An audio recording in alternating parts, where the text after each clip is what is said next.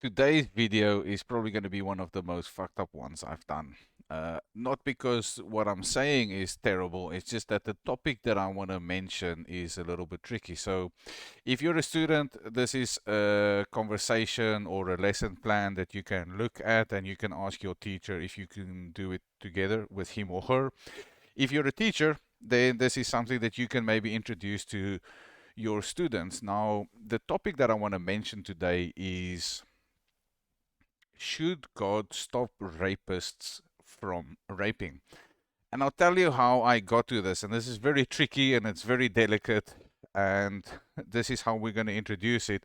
Now, you'll see that I've got a downloadable link in the description box. You can pop into my Google Drive and you can go use the vocabulary from there. Now, I had a conversation with some of my students recently, and I'm going to explain how I got to this topic. We've had Easter here in Poland, and it's a Catholic country, and I looked at Christianity recently, and I'm like, on the one side, you've got the Protestants, and then you've got the Roman Catholics, and then you've got the Eastern Orthodox. Now, I grew up in South Africa, and we are Protestant Christians, which is bit different from the Roman Catholic Church.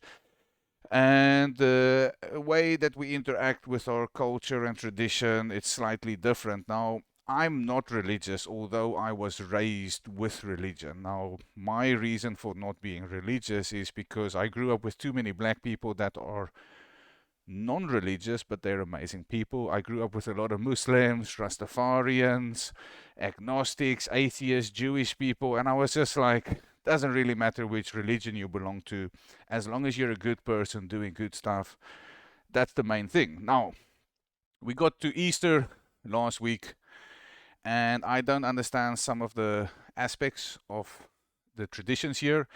And one of my students showed me a video. It's called The Cosmic Skeptic. Some guy's busy studying to be a priest or a pastor, and he was interviewing a pastor on his YouTube channel, and he was asking, is Jeffrey Dahmer gonna go to heaven? And this comes from the point of when Jesus was dying on the cross, which was how they dealt with criminals thousands of years ago. There were two other guys dying with him, next to him. And the one was laughing at Jesus, saying he's a loser, and the other one was defending Jesus. Now, they were both criminals.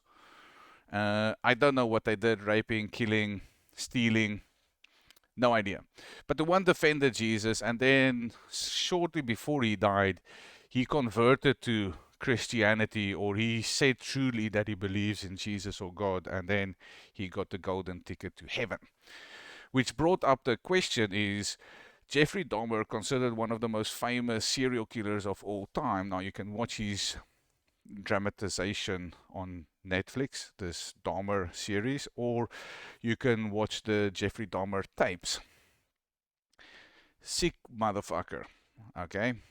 But he went to jail. They didn't give him the death penalty because it wasn't available in the state that he lived. So he got 15 life sentences. And during his 1 or 2 or 3 years in jail, he converted to Christianity, and then he got murdered. And the question was, because he converted, did he get access to heaven? I don't know how to begin answering these questions. If you want to discuss it, go for it. It's an amazing conversation. Why can we not discuss it? I think a lot of times in teaching they say taboo topic ABC, avoid that. And I feel like when it comes to breaking the barrier, it doesn't work very well. Got to talk about stuff that is actually interesting, exciting, potentially touchy, and give you a desire to express yourself. So we watched that video. So my one student said to me, well, if you want to see something really hardcore, this is a person asking some religious philosopher, if God is so amazing, should God not stop rapists before they rape people? And again, this is very tricky, and stop watching, stop the class if it's getting a bit hardcore. But if you want to go for it, go for it. Now, I'll drop the link to this video, and the guy in short says that God loves you so much that he gives you free will, and if he removes any kind of free will, then he doesn't love you. So he should, and it's very tricky to understand, but he should be giving you free will even at the point of making the wrong decision and to follow through and then actually do the wrong thing, because that's the way that true love is, by giving true free will. And it gets a very hazy, foggy, tricky. And I was listening to this guy, and he speaks in a very complicated way. He doesn't take any breaks, there's no pauses, and he speaks with his voice. And whenever somebody does that, I find it very hard to listen to the message. But it is an interesting philosophical conversation. It's like, if a tree falls in a forest and nobody heard it, did it make a noise? And everybody will answer that differently. Now, if God removes any kind of free will, does that mean he loves you less? And what I asked one of my students, because he was starting to argue the point that free will should be given. And again, I don't know what is right or wrong here. That's why I love having these conversations with my students, because maybe they'll educate me on to thinking differently. So I said to them, imagine there's a God of this universe. And imagine there's a lot of other gods. And they get to like COP27, but they get to God 27, and everyone's talking about how they're managing their little universes.